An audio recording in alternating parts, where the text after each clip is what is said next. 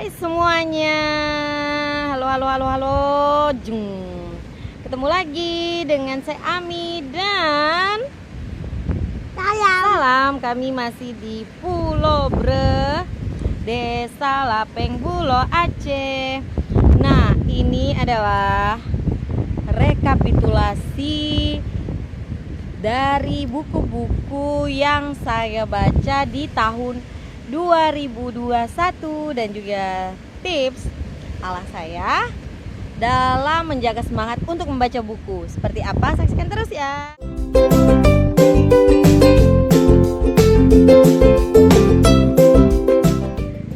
Kalau tiap hari Jumat biasanya saya memberikan ulasan buku atau rekomendasi bacaan yang saya sudah baca. Nah, episode ini karena di Januari tahun 2022 saya akan memberikan rekapitulasi bacaan saya selama 1 tahun di tahun 2021. Jadi totalnya ada 75 buku yang saya baca. Yeay.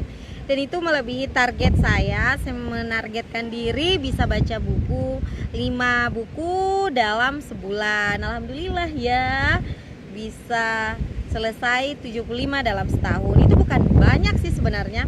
Si banyak para pecinta buku lainnya yang bahkan pegiat literasi lainnya yang juga membaca buku lebih banyak lagi dalam setahun belakangan. Dan tapi saya senang banget karena bisa melebihi target yang sudah saya tentukan. Buku-buku tersebut dominannya adalah self development atau buku-buku pengembangan diri.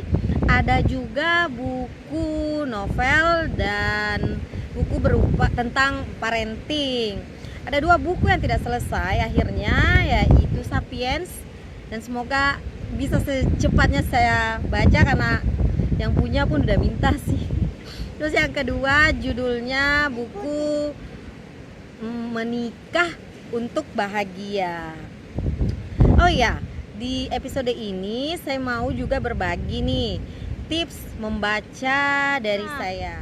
Karena membaca itu punya banyak manfaat yang baik untuk ilmu pengetahuan, baik untuk pengalaman, baik untuk perkembangan otak.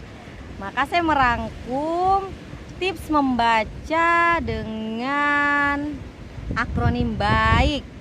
B. Yang pertama, bawa buku kemanapun. Nah, untuk mengembangkan keinginan membaca perlu ada buku juga dong. Walaupun kita belum tahu nih kita baca atau enggak, intinya buku itu ada di tas kita atau ada di genggaman kita kemanapun, kan kecil kan, dan biasanya kita bawa tas atau tote bag misalnya. Lalu yang kedua, A.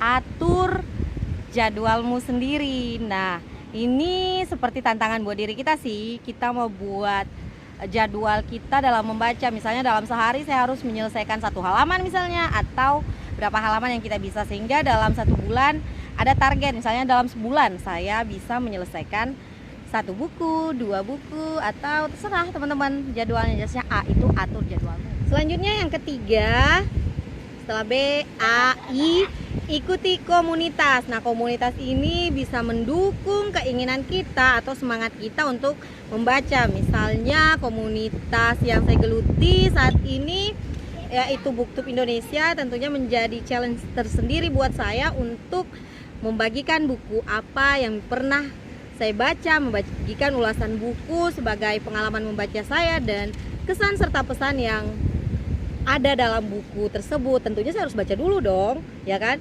Terus komunitas saya sendiri yaitu Rumah Relawan Remaja yang juga memberikan kami tantangan untuk semua relawan setiap bulannya membaca 1 buku, dan kita akan review bersama di monthly book review ala relawan 3R, dan itu tentu menjadi nutrisi yang baik untuk kita dalam meningkatkan keinginan membaca. Jadi teman-teman silahkan cari komunitas di sekitar kalian yang bisa mendukung semangat dan keinginan membaca atau pengembangan literasi teman-teman. Oke. Nah, yang keempat setelah B, A, I, K, ini paling penting nih, kuatkan niat. Karena kan apa-apa sih berasal dari niat ya. Kalau teman-teman niatnya kuat, apapun tantangannya bisa tuh nyelesain satu buku dalam sebulan. Nah kalau udah bisa, bulan selanjutnya udah mulai ditingkatin lagi. Misalnya di bulan Januari, oh, alhamdulillah saya udah bisa baca satu buku. Lalu di bulan 2 atau bulan 3 udah bisa naik lagi menjadi 2 buku dan seterusnya. Oke, itu aja. Semoga juga menjadi penyemangat saya untuk bisa lebih semangat lagi membaca buku dan membagikannya kepada teman-teman di tahun 2022 ini. Semoga tetap semangat ya teman-teman.